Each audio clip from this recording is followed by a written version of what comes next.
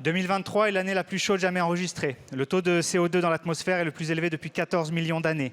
Sécheresse, incendies, inondations, c'est la France aujourd'hui. Et ça n'est qu'un début. Les engagements pris à ce jour par les États, y compris le nôtre, ne traduisent pas l'accord de Paris, loin s'en faut. Les 1,5 degrés de réchauffement seront atteints dès 2030. En dépit des COP, les trajectoires n'est pas la bonne.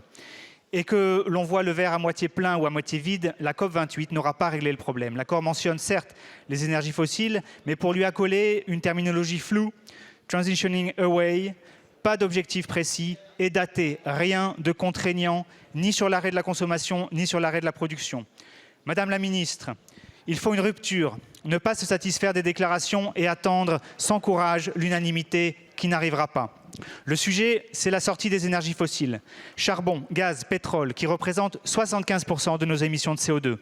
Il faut stopper net toute nouvelle exploitation et réduire notre consommation. La France a le devoir de peser de tout son poids et de porter un traité de non-prolifération des énergies fossiles.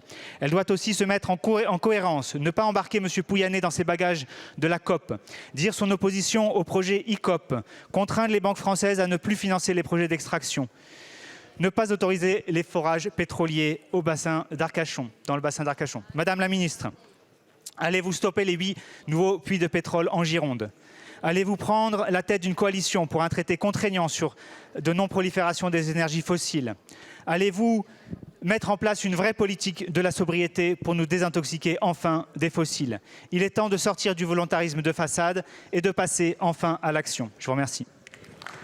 Merci beaucoup.